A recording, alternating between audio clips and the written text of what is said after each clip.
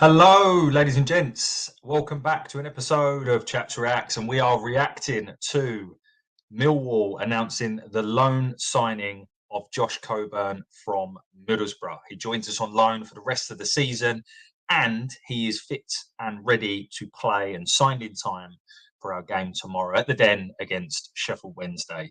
It's a straight loan with no obligation to buy, I understand, which, look, I'm not going to say I'm a massive fan of, but look, he's a good player. I think he fits the profile, and I look forward to seeing him in a Millwall shirt tomorrow. However, who best to tell us about Josh Coburn other than Middlesbrough's very own Richard Cawley? Obviously, no one's quite Richard Cawley, but their version of Richard Cawley.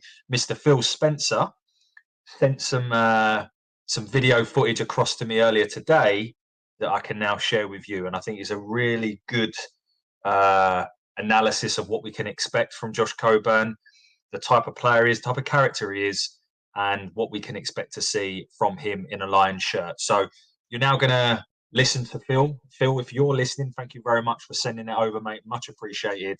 And I'm sure this won't be the first video we put out. Sorry, I'm sure this won't be the last video that we put out today. Over to you, Phil. Hi Chris, yes, Phil Spencer here. A little bit of an update with regards to Josh Coburn's future. Obviously, it looks like he's going to be heading to Millwall on transfer deadline day. It's one that's been brewing for a couple of weeks now, hasn't it? Really, it was probably earlier on in August when the interest first sort of came about. The links about a loan move or a permanent move down to the Den, and I think from a Middlesbrough point of view, I don't think it's one that's come as a huge sort of surprise. Josh Coburn's a player who is he's highly rated at Middlesbrough, but I think the reality is that he is quite far down the pecking order in terms of our centre forward position. Middlesbrough play with one centre forward under Michael Carrick. Emmanuel Atilath is the main man in attack, and we've also brought in Tommy Conway from Bristol City. So they're our sort of first choice pair, I guess. We've also got people like Marcus Force when he's fully fit, who can play in the centre forward role.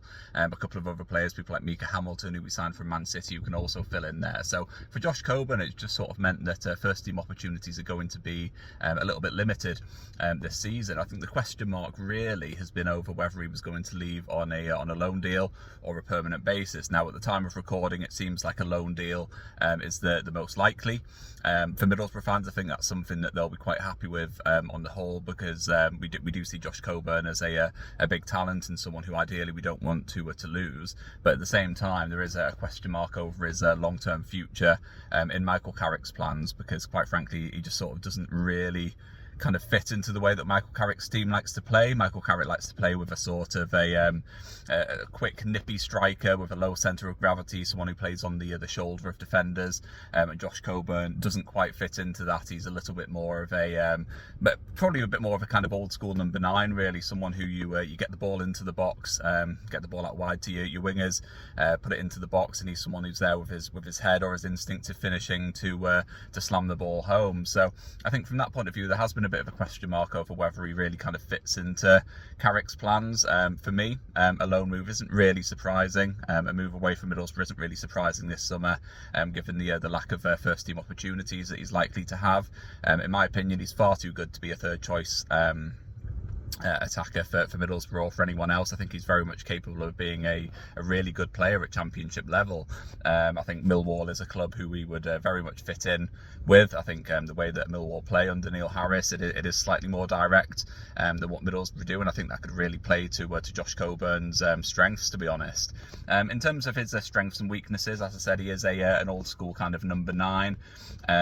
He's a little bit of a throwback, really. He's someone who does like to stay in the box. He does have a little bit of a burst of pace, so we can get off the shoulder of a defender, but he is that kind of old school, quite powerful. He's a big presence. He's probably maybe like 6'2", 6'3", something like that. He's a young lad, but he is quite muscular. He's quite an interesting character to look at, really, because he's quite muscular, quite physical. He's got a big frame, really powerful striker, but he does have a real baby face, so it's quite an interesting contrast there, really. You kind of look at him and think he's just a bit of a man-child, I guess, someone who isn't really going to put that much fear into defenders, but when he does get on the pitch, he is a powerful player.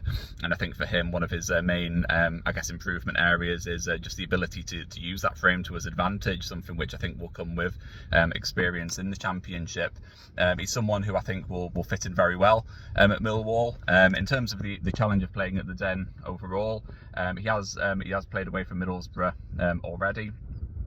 So he's not one of these kind of players who's come through the academy and has had a sort of very sheltered upbringing in the academy, playing for the under-23s and then a few minutes at first team level. He spent, it wasn't last season, it was the season before, he was at Bristol Rovers in League One, and he did really well, scored a good amount of goals there. Last season he was very close to joining Plymouth on loan, but the only reason he didn't go was because we had our own striker crisis at the end of the summer transfer window, which meant that he stuck around and got a bit more game time. So he's not someone who is, North Yorkshire lad, hasn't left the area kind of thing. He's been out there before. He's, I guess, the old cliches. He's been out. He's lived on his own. He's kind of stood on his own 2 feet from that point of view. So while London is obviously different to that, it's something that he has done before. So he will be very well equipped for heading down to London and playing with Millwall. I think Millwall will demand from my point of view, obviously you guys know a lot better than I do, but Millwall will demand the full 100% commitment from any player who comes down. It's very much about playing for the shirt, playing for the area. It's a hard-working community, something which is represented very much on the pitch. That's certainly what I've taken from Millwall over watching them over the years, and I think Josh Coburn certainly fits into that. The one thing that you will certainly get from him is 100% every single week. He's a player who works hard. He's a humble, hard-working lad. There's no ego to him whatsoever. He just seems like a really down-to-earth lad who just wants to go out there and do his best. And I think that will be a really good fit for Millwall in terms of coming into the team. As I said, he's someone who I think can do really well at a Championship level. Someone who I think is far too good to be a third choice player at Middlesbrough. And so if the move to Millwall does come off, I can see it being a real success. And I think from Middlesbrough's point of view, from the supporters' point of view anyway, I think there'll be a few people who'll be a little bit disappointed to see him go. Obviously, so far this season, he's played a couple of times. He played in the 3-0 win over Leeds in the Carabao Cup, and he was just absolutely outstanding that night, caused them some real problems. But at the same time, in the next round we played against Stoke, lost 5-0, and he missed early opportunity. And then sort of went a little bit missing after that. And I think that's the problem with Josh Coburn, particularly at Middlesbrough under Michael Carrick, because he doesn't really fit into the style of play. I think unless he is there and scoring goals, he doesn't really contribute that much to Middlesbrough's build-up play, just purely because of his style. He's not someone who plays on the shoulder of the defence, and someone who has that kind of sharp movement to get into areas and cause problems that way.